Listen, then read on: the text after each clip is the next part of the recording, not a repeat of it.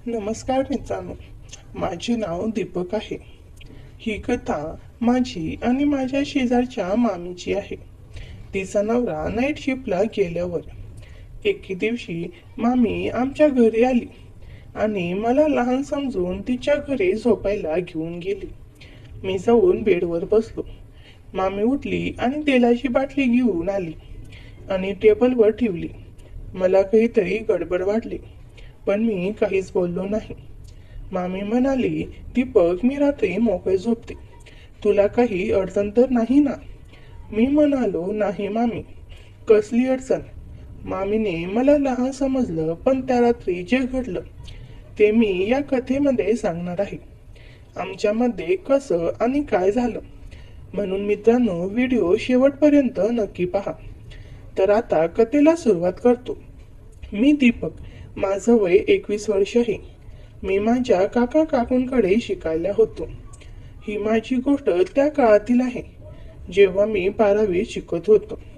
माझी काकू मला अजूनही लहान बाळा समजायची, पण तिला काय माहित होतं की मी आता मोठा झालो होतो आणि मला सगळं समजत होतं. माझ्या घरी काकू, काका, माझी एक मोठी बहीण जिचं लग्न झालंय आणि एक धाकटी बहीण आहे जी गेल्या 3 वर्षापासून हॉस्टेलमध्ये आहे. आमचं घर फार मोठं नाही, फक्त 3 खोल्या, एक हॉल, स्वयंपाकघर, बाथरूम आणि टॉयलेट. काकूला शिवणकाम आवडतं. ती ते छंद म्हणून करते, पैशांसाठी नाही. मोठी आणि धाकटी बहीण घरी नसल्यामुळे काकू मला बरीच काम करायला सांगायची. यामुळे तिला वाटायचं की मी अजूनही लहान आहे. ती माझ्या समोर बिनधास्त तयार व्हायची, कारण घरी फक्त आम्ही दोघेच असायचो. काका नोकरीवर जायची. आमच्या शेजारी काकूची एक चांगली मैत्रीण राहते, जिला मी मामी म्हणतो. ती जवळपास रोज आमच्या घरी यायची आणि तासन तास काकूशी गप्पा मारायची. ही गोष्ट तिच्याबद्दल आहे. मला काकूला अर्धवट मोकळे होण्याची सवय झाल्यामुळे मामींनाही माझ्या पुढे लाज वाटेनाशी झाली होती. ती शिवणकामासाठी आमच्या घरी यायची आणि माझ्या समोर बिनधास्त मोकळे व्हायची. यामुळे मी तिला अनेकदा मोकळं पाहिलं होतं. एकदा मी काकू आणि मामींची गप्पा ऐकल्या.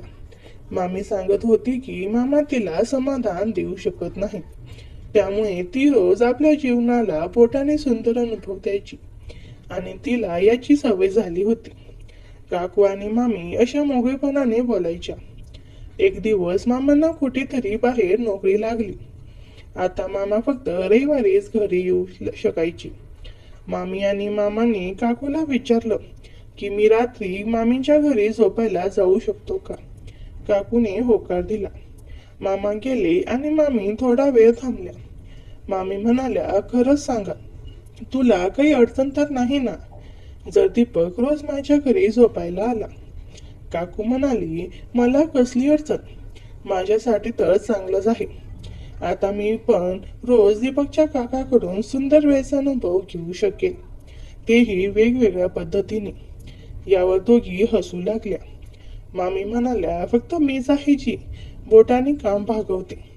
काकू म्हणाली, काही हरकत नाही. मी एकदा दीपकची भावना पाहिली होती. तो आता 19 वर्षाचा झालाय.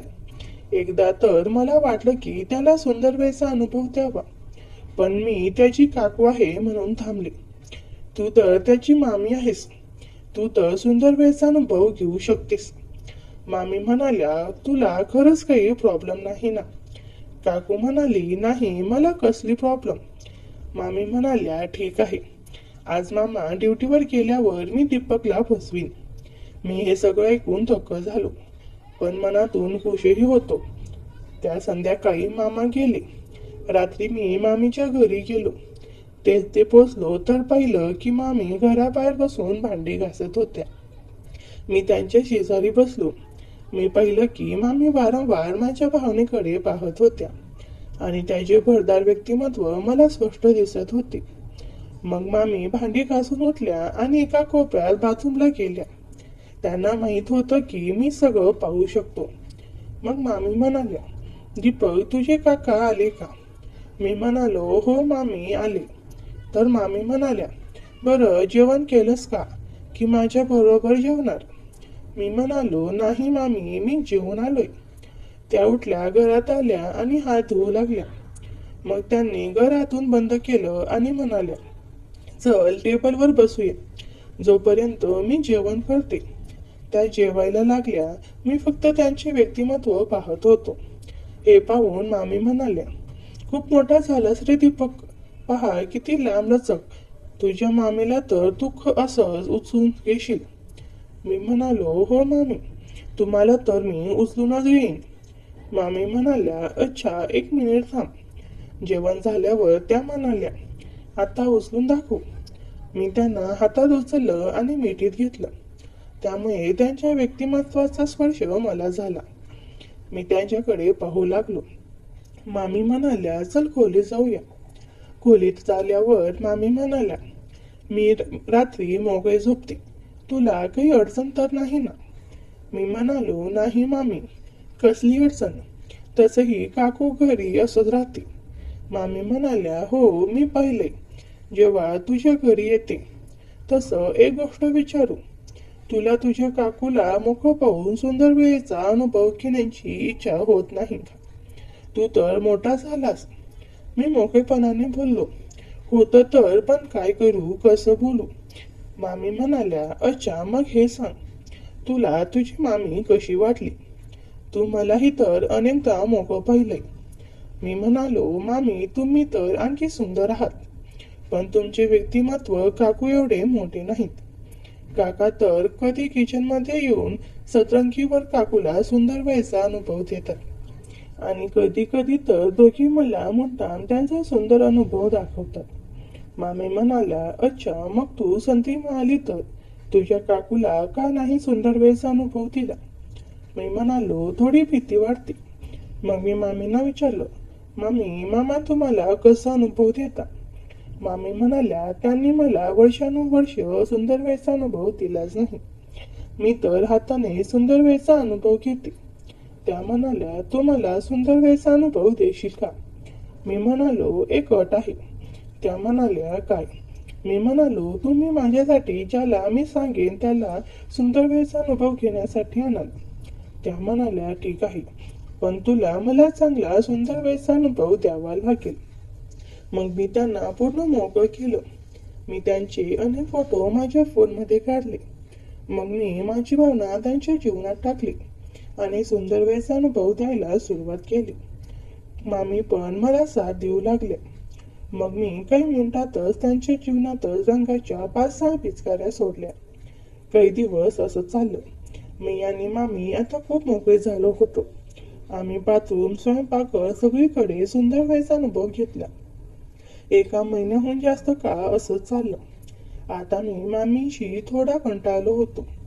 मी मामींना म्हणालो, मला आता दुसऱ्या कोणासोबत तरी सुंदर वेळेचा अनुभव घ्यायचा आहे.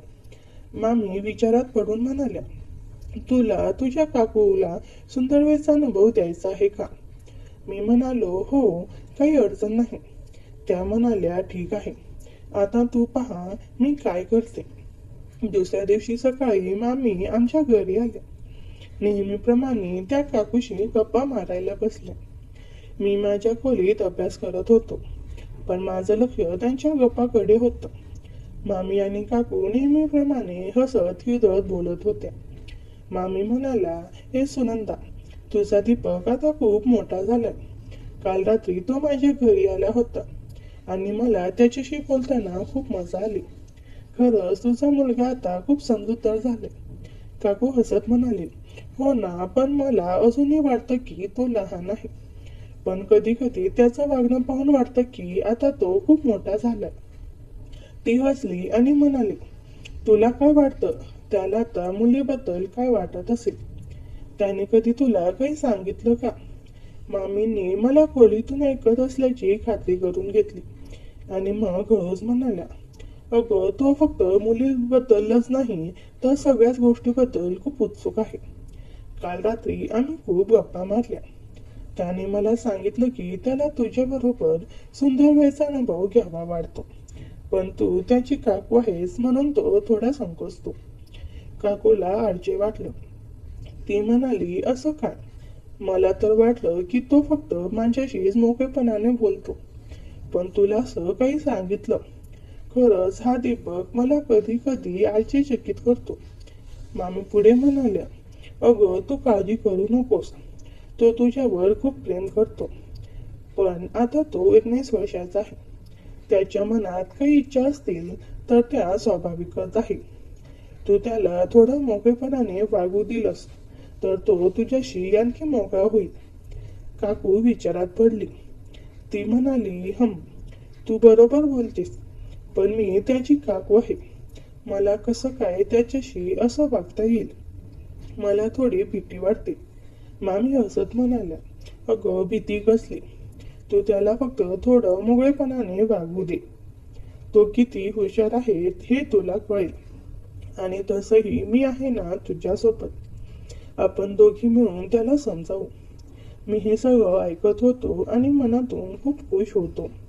मामी माझ्यासाठी जमीन तयार करत होत्या. त्या दिवशी दुपारी मामी घरी गेले. संध्याकाळी काकू मला म्हणाले, दीपक आज रात्री तू मामीच्या घरी झोपायला जाणार आहेस का? मी म्हणालो, हो काकू. मामीने सांगितले की त्याला एकटं वाटतं म्हणून मी जाणार आहे. काकू हसली आणि म्हणाली, ठीक आहे, पण जरा लवकर जा. आणि हो, मामींना सांग की उद्या सकाळी त्या इथे येऊन माझ्याशी गप्पा माराव्यात. मी होकार दिला आणि मामीच्या घरी गेलो. रात्री मामीच्या घरी पोचलो तेव्हा मामी नेहमीसारख्या मोकळ्या अवस्थेत होत्या. त्या जेवण बनवत होत्या. मी शेजारी बसलो आणि गप्पा मारायला सुरुवात केली. मामी म्हणाल्या, दीपक मी आज तुझ्या काकूशी खूप बोलले. ती तुझ्याबद्दल खूप प्रेमाने बोलत होती. पण तिला थोडी भीती वाटते की तू आता मोठा झालास आणि तुझ्या मनात काय चाललंय हे तिला कळत नाही. मी म्हणालो, मामी मी काकूला सगळं सांगतो. पण काही गोष्टी मी कसं सांगू? ती माझी काकू आहे. मामी हसत म्हणाली, अरे तू तिला थोडं मोकळेपणाने सांग. आणि तसंही मी तुझ्यासाठी तिला तयार करते. उद्या तू घरी जा आणि तिच्याशी मोकळेपणाने बोल. मी पण तिथे येईल. आपण तिघे मिळून सुंदर वेळेचा अनुभव घेऊ. मी मनातून खूप प्रभावित झालो. दुसऱ्या दिवशी सकाळी मी घरी गेलो. काकू शिवणकाम करत होती. मी तिच्याशी गप्पा मारायला बसलो. मी म्हणालो, काकू तू मला नेहमी लहान समजते. पण मी आता मोठा झालोय. मला सगळं समजतं. काकू हसली आणि म्हणाली, हो मला माहीत आहे. पण तू माझा लहान बाळच राहशील. पण सांग तुझ्या मनात काय चाललंय? मामी म्हणत होत्या की तू माझ्याशी काही बोलायचं म्हणत होतास. मी थोडा संकोचलो पण मग हिंमत करून म्हणालो, मी तुझ्याशी मोकळेपणाने बोलू शकतो का? मला कधी कधी मला तुझ्याबद्दल वेगळ्या भावना येतात. काकू थोडं आश्चर्यचकित झाली. पण ती शांतपणे म्हणाली, दीपक तू मोठा झालास. तुझ्या मनात अशा भावना येणं स्वाभाविक आहे. पण मी तुझी काकू आहे. आपण काही गोष्टीवर मर्यादा ठेवायला हव्यात. तेवढ्यात मामी घरी आल्या. त्या म्हणाल्या, ए सुनंदा काय चाललंय? दीपक तू काहीच सांगतोयस? मी आणि काकू दोघेही हसलो. मामी म्हणाल्या, सुनंदा तू काळजी करू नकोस आणि तूही त्याला मोकळेपणाने वागू दे. आपण सगळे मिळून एकमेकांना समजून घेऊया. काकू हसत म्हणाली, ठीक आहे. पण मला थोडा वेळ लागेल हे सगळं समजून घ्यायला. मामीने मला डोळा मारला आणि म्हणाल्या, दीपक तू हळूहळू सगळं सांग. तुझी काकू खूप समजूतदार आहे. त्या दिवशी आम्ही तिघांनी खूप गप्पा मारल्या. मामींच्या बोलण्यातून एक वेगळी जादू होती. त्या प्रत्येक गोष्ट इतक्या मोकळेपणाने सांगायच्या की माझ्या मनातली भीती काकू अजूनही हळूहळू कमी होत होती. थोडी संकोचत होती पण तिच्या चेहऱ्यावर एक वेगळी चमक दिसत होती. जणू ती मामींच्या बोलण्याने थोडी माझ्या मोकळेपणाने थोडी खुलत होती. संध्याकाळी मामी घरी गेल्या आणि मी काकूला म्हणालो, काकू तू खरंच खूप छान आहेस. तुझ्याशी बोलताना मला खूप बरं वाटतं. ती हसली आणि म्हणाली, दीपक तू आता मोठा झालास. पण मला नेहमी तुझी काळजी वाटते. तू मामींसोबत जास्त वेळ घालवतोस. त्यांच्याशी काय काय बोलतोस. तिच्या आवाजात थोडी शंका होती. पण ती निश्चितपणे हसत होती. मी हसत म्हणालो, अगं मामीच तर सगळ्याच गप्पा मारतात. त्या म्हणतात की तू आणि त्या लहानपणी खूप धमाल करायच्या. खरं तर मला मामींनी काकूबद्दल सांगितलेल्या काही गोष्टी आठवत होत्या. त्यांच्या कॉलेजच्या दिवसापासून ते त्यांच्या गावातल्या खड्ड्या गोष्टीपर्यंत. पण जी जाणीवपूर्वक विषय बदलला. काकू, तू आणि मामी खरंच इतक्या जवळच्या मैत्रिणी आहात? मी थोडं वेगळ्या भावनेने विचारलं. काकूने माझ्याकडे पाहिलं आणि तिच्या डोळ्यात एक वेगळी चमक दिसली. ती म्हणाली, दीपक, तू आता खूप हुशार झालास, पण काही गोष्टीसाठी तुला अजून थोडा वेळ लागेल. ती उठली आणि स्वयंपाकघरात गेली. मला वाटलं आता काहीतरी बोलायचं, पण माझी हिंमतच झाली नाही. त्या रात्री मी मामीच्या घरी गेलो नाही. मनात एक विचित्र उत्साह आणि संभ्रम होता. दुसऱ्या दिवशी सकाळी मामी पुन्हा आमच्या घरी आल्या. त्यावेळी आमच्या सोबत एक छोटी बॅग होती. जणू त्या कुठेतरी जाणार होत्या. सुनंदा, आज मला थोडं लवकर निघावं लागेल, त्या म्हणाल्या. पण त्याआधी आपण तिघांनी मिळून काहीतरी मजा करूया. दीपक, तू तयार आहेस का? मामींच्या बोलण्यातली ती खड्या चमक मला पुन्हा दिसली. काकू हसत म्हणाली, काय मजा? तुझ्या डोक्यात काय चाललंय सांग बर. मामींनी बॅग उघडली आणि त्यातून एक जुना फोटो अल्बम काढला. आज आपण जुन्या आठवणींना उजाळा देऊया, त्या म्हणाल्या. आणि दीपक, तुला तुझ्या काकूंच्या कॉलेजच्या गोष्टी ऐकायला आवडतील. आम्ही तिघं बसलो आणि अल्बम पाहायला लागलो.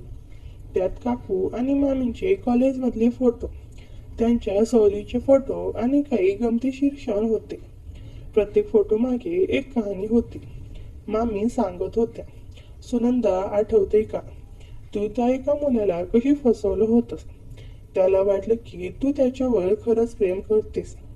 काकू लाजली आणि म्हणाली, अगं, तू हे सगळं का सांगतेस? दीपक समोर तरी शांत बस. पण तिच्या चेहऱ्यावर हसू होतं. मी विचारलं, काकू, खरंच तू कॉलेजमध्ये इतकी धमाल करायचीस? ती म्हणाली, हो, पण त्या सगळ्या गमती होत्या. तुझ्या मामीला तर सगळ्यांना चिडवायची सवय होती. मामी हसत म्हणाल्या, आणि आता तुझा मुलगा तुझ्यापेक्षा पुढे गेलाय सुनंदा. हा दीपक तर खूपच हुशार आहे. त्या गप्पामधून मला एक गोष्ट लक्षात आली की काकू आणि मामींची मैत्री खूप खोल होती. त्यांनी एकमेकांशी सगळं शेअर केलं होतं, अगदी त्यांच्या आयुष्यातल्या गुपितांपासून ते स्वप्नापर्यंत. पण मला अजूनही वाटलं होतं की मामी काहीतरी लपत होत्या. त्यांच्या बोलण्यात एक वेगळा अर्थ होता. जणू त्या मला आणि काकूला एका वेगळ्या दिशेने घेऊन जाण्याचा प्रयत्न करत होत्या. रात्री मी मामींच्या घरी गेलो. त्या नेहमीसारख्या मोकळ्या अवस्थेत होत्या, पण यावेळी त्यांनी मला जवळ बोलावलं. दीपक, तुझी काकू खूप खास आहे, त्या म्हणाल्या, पण तिला तुझ्याशी मोकळेपणानं बोलायला थोडा वेळ लागेल. तू तिला वेळ दे. आणि हो, मी तुला एक गोष्ट सांगते, तुझ्या काकूला तुझ्यावर खूप विश्वास आहे. तू तिला कधीच दुखवणार नाहीस. हो ना? मी होकार दिला, पण माझ्या मनात प्रश्नाचं काहूर उठलं. मामी काय लपत होत्या? त्यांनी मला आणि काकूला जवळ आणण्याचा प्रयत्न काय केला? आणि त्यांच्या त्या बॅगेमध्ये आणखी काय होतं हे त्यांनी आम्हाला दाखवलं नाही. दुसऱ्या दिवशी सकाळी मी घरी परतलो तेव्हा काकू स्वयंपाकघरात होती. ती माझ्याकडे पाहून हसली आणि म्हणाली, दीपक, आज रात्री तू मामींच्या घरी जाणार आहेस की घरीच राहणार? तिच्या आवाजात काहीतरी वेगळं होतं, जणू ती मला काहीतरी सांगू इच्छित होती. मी म्हणालो, काकू, आज मी घरीच राहणार. ती हसली आणि म्हणाली, ठीक आहे, पण आज रात्री आपण दोघं मिळून काहीतरी खास करूया. माझ्या मनात एकदम धडधड सुरू झाली. काय खास? काकूच्या बोलण्यातली ती मुश्किल चमक मला कळत नव्हती, पण मला वाटत होतं की मामीच्या बोलण्याचा परिणाम झाला असावा. मी हसत म्हणालो, हो काकू, काय करायचं सांगा ना. ती म्हणाली, आज रात्री जेवण झाल्यावर सांगते, तू फक्त तयार राहा. आणि ती स्वयंपाकघरात निघून गेली, मला एक वेगळ्या उत्सुकतेत सोडून. दिवसभर मी अभ्यासाच्या नावाखाली मनात विचार करत होतो. मामींच्या घरी जाणं आज ठरवलं होतं, पण घरीच काहीतरी नवीन घडणार असल्याची जाणीव मला होत होती. दुपारी मामी फोन करून म्हणाल्या, दीपक आज घरीच राहा, मी उद्या येईन आणि पाहू काय होतंय. त्यांच्या आवाजातही एक खडं हास्य होतं, जणू त्यांना सगळं माहीत होतं. मी ठीक म्हणालो आणि फोन ठेवला. मनात प्रश्नाचं वादळ उठलं, काकू आज रात्री काय प्लॅन करते. संध्याकाळी काका नोकरीवरून आले. नेहमीप्रमाणे ते थकलेले दिसत होते. काकूने जेवण तयार केलं आणि आम्ही तिघांनी एकत्र जेवलो. पण काकूच्या चेहऱ्यावर एक वेगळी शांतता होती, जणू ती काहीतरी गुपित लपवत होती. जेवण झाल्यावर काका त्यांच्या खोलीत गेले आणि म्हणाले, आज लवकर झोपतो, उद्या लवकर उठायचं आहे. काकूने मला डोळा मारला आणि म्हणाली, चल दीपक, आपण हॉलमध्ये बसूया. मी तुला एक जुनी गोष्ट सांगते. मी उत्सुक होऊन तिच्या शेजारी बसलो. घरात फक्त आम्ही दोघेच होतो. काका झोपले होते. काकूनी हळू सुरुवात केली, दीपक, तू आता 19 वर्षाचा झालास. मला माहित आहे की तुझ्या मनात काही इच्छा आहेत. मामीने मला सांगितलं की तू माझ्याबद्दल वेगळ्या भावना ठेवतोस. मी थोडा लाजलो, पण हिंमत करून म्हणालो, हो काकू, पण मी तुझी काकू आहेस म्हणून मी कधी बोललो नाही. पण तू इतकी सुंदर आहेस की माझे शब्द थांबले. काकू हसली आणि म्हणाली, मला समजलं रे, मीही तुझ्या वयात अशीच होते. मामी आणि मी कॉलेजमध्ये खूप धमाल केली होती. कधी कधी आम्ही एकमेकींना मोकळेपणाने सगळं शेअर करायचो. तिने माझ्या हातावर हात ठेवला आणि माझ्या मनात एक वेगळी शिरशीर सुरू झाली. आज रात्री मी तुला एक सुंदर अनुभव देणार आहे, पण हळूहळू तू तयार आहेस का. मी होकार दिला. मनात धडधड वाढली. काकू उठली आणि म्हणाली, थांब, मी 1 मिनिटात येते. ती तिच्या खोलीत गेली आणि परत आली. तेव्हा तिच्या हातात एक छोटी बॉटल होती, जणू काही तेल किंवा क्रीम. मी थक्क झालो. हळूहळू तिचे हात माझ्या पाहणीकडे सरकले. दीपक, तू किती मोठा झालास, ती हसत म्हणाली. मी तिच्याकडे पाहिलं आणि आमच्या नजरा भिडल्या. तिने मला ओढलं आणि पापी दिलं. त्या रात्री आम्ही मोकळे झालो, पण पूर्णपणे नाही. मी तिच्या व्यक्तिमत्वाला वरूनच हाताने सुंदर अनुभव देऊ लागलो. पण पूर्ण अनुभव देण्याआधी ती थांबली आणि म्हणाली, उद्या मामी येतील, मग आपण तिघे मिळून सुंदर वेळेचा अनुभव घेऊ. दुसऱ्या दिवशी सकाळी मामी आल्या. त्यांच्या चेहऱ्यावर विजयी हास्य होतं. काय सुनंदा, कशी केली राहतं, त्या विचारल्या. काकू लाजली आणि म्हणाली, खूप छान. दीपक खूप समजूतदार आहे. मी हसलो, पण मनात उत्साह होता. मामी म्हणाल्या, आज मी तुम्हा दोघांसाठी एक सरप्राईज आणले. आणि त्यांनी त्यांच्या बॅगमधून एक छोटी वस्तू काढली, जणू काही खेळणी किंवा टॉय. हे वापरून पहा, मजा येईल. आम्ही तिघे एकत्र बसलो आणि मामींनी आम्हाला नव्या अनुभवाची सुरुवात करायला सांगितली. मामी म्हणाल्या, दीपक, तू आम्हा दोघींना सुंदर वेळेचा अनुभव दे. मग मी दोघींना एक एक करून सुंदर वेळेचा अनुभव देऊ लागलो आणि दोघींच्या जीवनात रंगाच्या 5-6 पिचकाऱ्या सोडल्या. काही दिवस असंच चाललं. मी, काकू आणि मामी आता पूर्ण मोकळे झालो होतो. आम्ही तिघे एकच सुंदर अनुभव घेत होतो. कधी काकू सोबत तिकडे, कधी मामी सोबत, कधी तिघे मिळून. पण एक दिवस संध्याकाळी काका लवकर घरी आले आणि त्यांच्या चेहऱ्यावर एक वेगळीच रागाची छटा होती. ते म्हणाले, सुनंदा, मला काहीतरी विचित्र वाटते. दीपक आणि मामी खूपच जवळ आले आहेत आणि तूही. काकू घाबरली आणि मी थक्क झालो. मामी तेव्हा घरी नव्हत्या, पण काकांना कसं कळलं. त्यांच्या हातात एक फोटो होता, माझ्या फोनमधला, जो मी मामींचा काढला होता. तो कसा आला त्यांच्याकडे. काकांच्या हातात तो फोटो पाहून माझ्या पोटात गोळा आला. माझा फोन तर माझ्याकडेच होता. मी आणि काकू एकमेकांकडे पाहिले. तिच्या डोळ्यात भीती होती, पण ती शांत राहण्याचा प्रयत्न करत होती. काका आमच्याकडे रागाने पाहत होते आणि त्यांच्या आवाजात एक विचित्र थंडपणा होता. सुनंदा, हे काय आहे. काकाने फोटो हवेत धरला आणि दीपक, तू मामीसोबत काय काय करतोस, मला सगळं सांग. काकूने हळूच पुढे येत म्हटलं, अरे हे काय आहे. कदाचित काहीतरी गैरसमज झाला असेल. दीपक, तू सांग, हा फोटो काय आहे. तिचा आवाज शांत होता, पण मला माहीत होतं की ती आतून घाबरली होती. मी पण घाबरलो होतो, पण काहीतरी बोलायचं होतं. काका, हा फोटो मी मामीचा काढला होता, पण फक्त गंमतीत.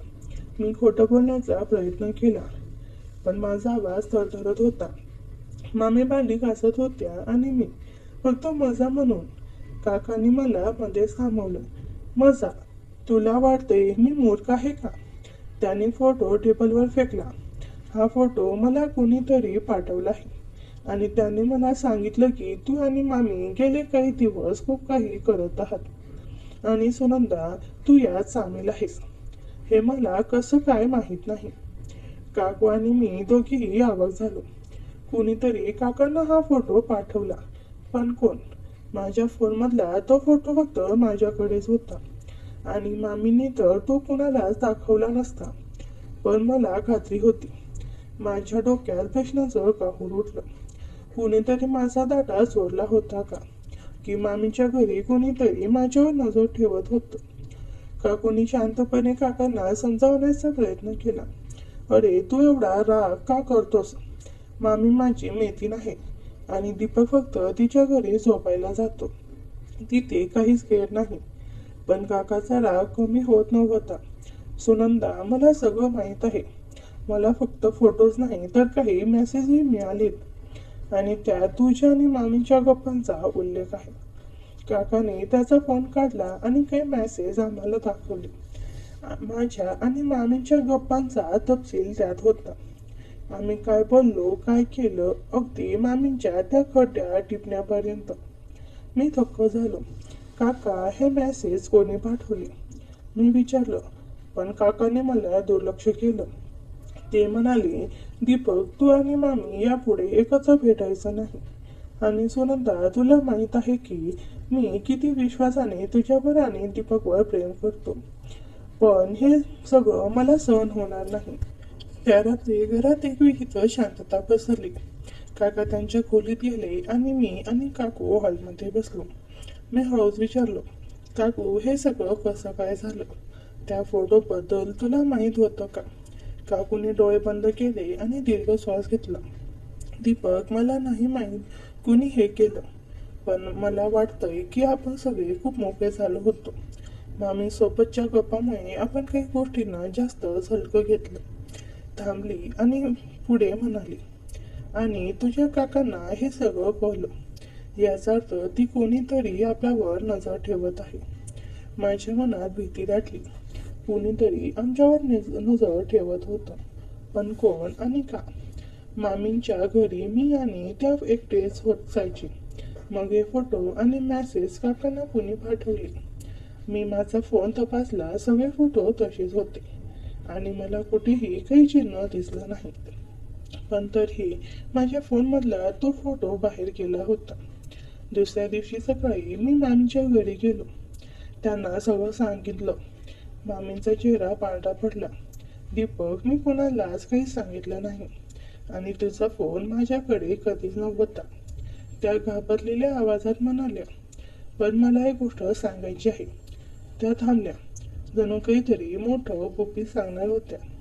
काय मामी, सांगा ना, मी उत्सुकतेने विचारलं. मामीने खोल श्वास घेतला आणि म्हणाल्या, दीपक, गेले काही दिवस मला वाटतंय की माझ्या घरात कुणीतरी येतंय. रात्री मला काही विचित्र आवाज येतात आणि कधी कधी माझ्या सामानांचं स्थान बदललेलं दिसतं.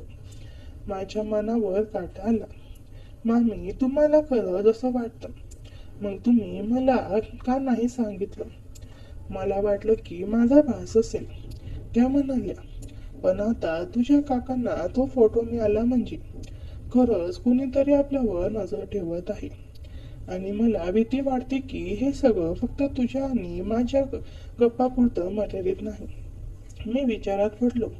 मामीच्या घरात कुणीतरी येत होतं आणि जर खरंच कुणीतरी आमच्यावर नजर ठेवत असेल तर त्याचं कारण काय? आमच्या गप्पा, आमचे सुंदर अनुभव, हे सगळं कुणाला सांगण्यात काय स्वारस्य आहे? आणि काकांना हे सगळं कुणी सांगितलं? मी मामींना म्हणालो, मामी, आज रात्री मी तुमच्या घरी झोपायला येतो. आपण पाहूया काय होते. मामीने होकार दिला, पण त्यांच्या चेहऱ्यावर भीती स्पष्ट दिसत होती. पण दीपक, तुझ्या काकांना कॉल होतं. मामी काकांना आता सगळं बोलले. आता आपल्याला सत्य शोधायला हवं, मी ठामपणे म्हणालो. त्या रात्री मी मामीच्या घरी गेलो. घरात एक विचित्र शांतता होती. मामी नेहमीसारख्या मोकळ्या अवस्थेत नव्हत्या आणि त्यांचा चेहरा गंभीर होता. दीपक, मला खरंच भीती वाटते, त्या हळूच म्हणाल्या. जर कोणीतरी आपल्यावर नजर ठेवत असेल तर आपण सापडू शकतो. मी त्यांना धीर दिला. मामी, काळजी करू नका, मी आहे ना. पण माझ्या मनातही भीती होती. मी घरात सगळीकडे तपासलं, खिडक्या दरवाजे सगळं बंद होतं. पण मला एक गोष्ट खटकली. मामींच्या स्वयंपाकघरातली एक खिडकी पूर्ण बंद नव्हती. तिथे एक छोटीशी छिद्र होती, जणू कोणीतरी ती उघडून आत आलं होतं. मामी, ही खिडकी तुम्ही उघडी ठेवली होती का? मी विचारलं. नाही दीपक, मी तर सगळं बंद करते, त्या घाबरून म्हणाल्या.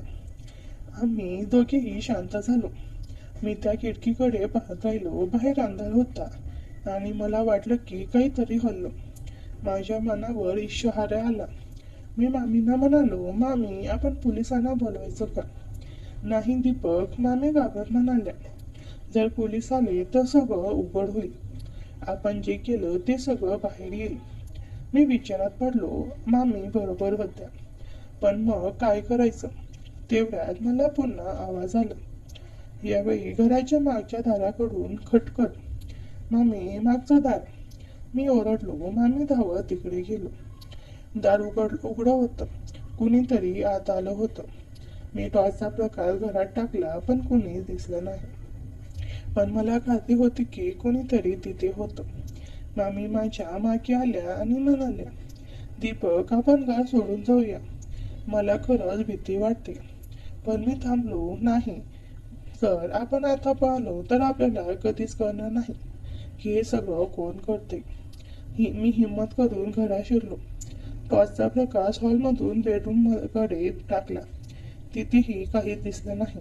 पण मला एक विचित्र जाणीव होत होती, जणू कुणीतरी आमच्यावर नजर ठेवत होतं.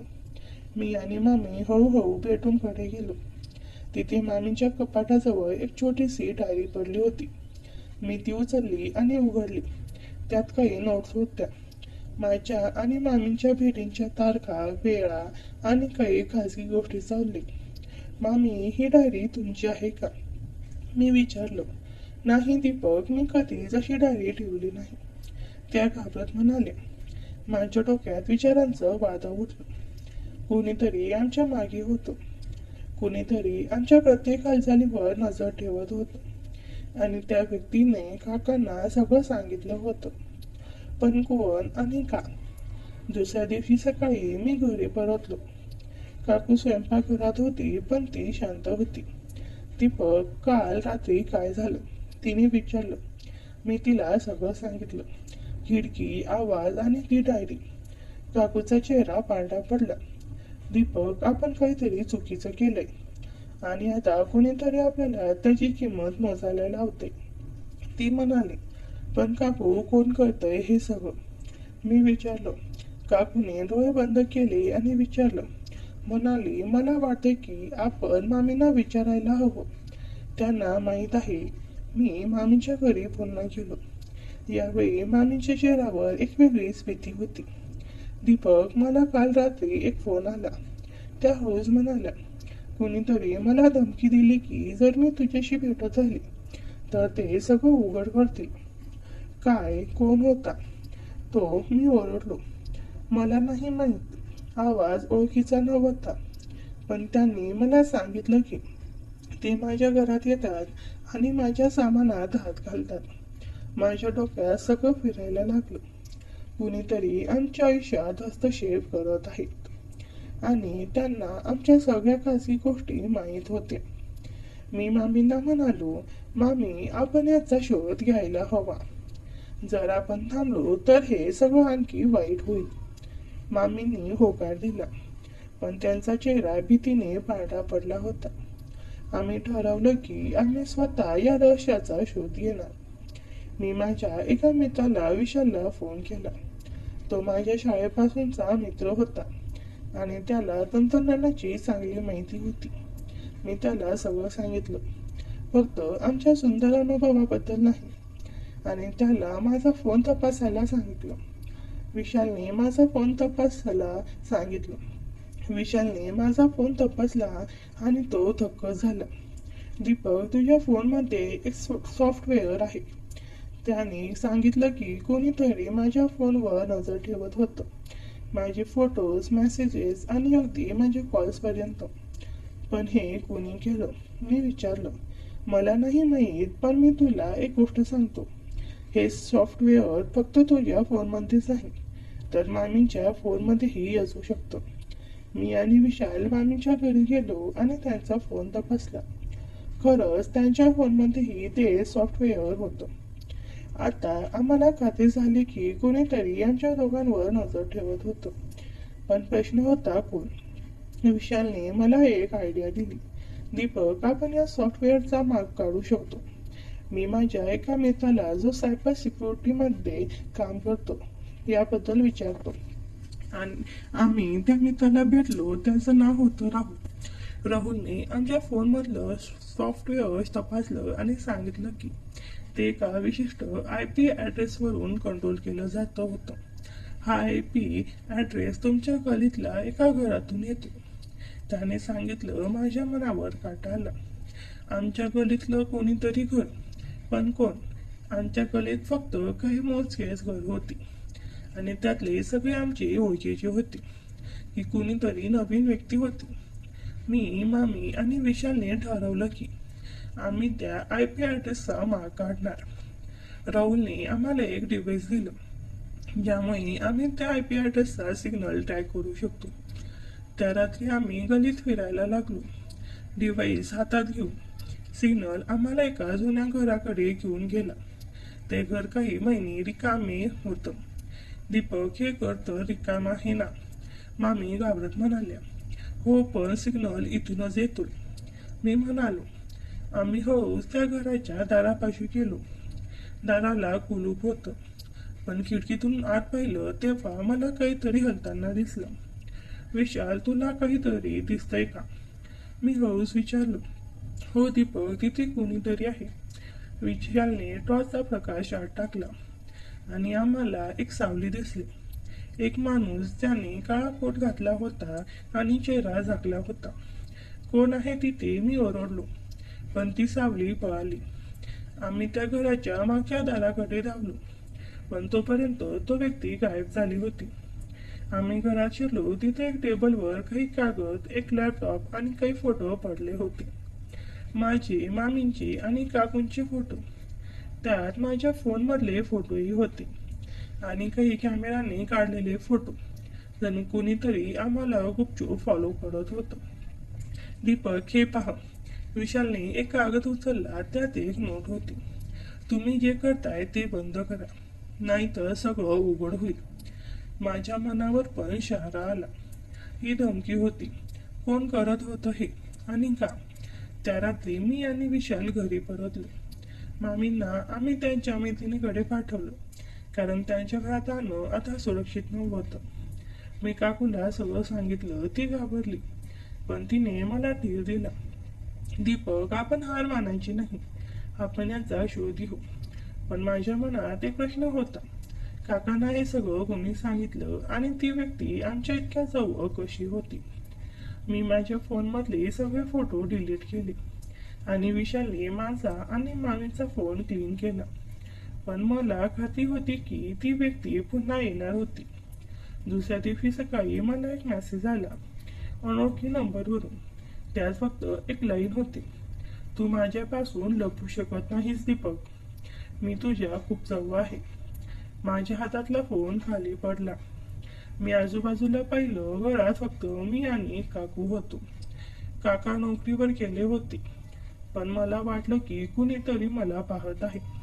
खिडकीतून बाहेर पाहिलं तेव्हा खिडकीतून मला पुन्हा ती सावली दिसली. काळा कोट झाकलेला चेहरा. काकू, मी ओरडलो, पण तोपर्यंत ती सावली गायब झाली. मित्रांनो, तुम्हाला याची पुढची कथा पाहायची आहे का? जर पाहायची असेल तर कमेंटमध्ये भाग 2 लिहा. आणि आपल्या चॅनलला सबस्क्राईब करून ठेवा. धन्यवाद.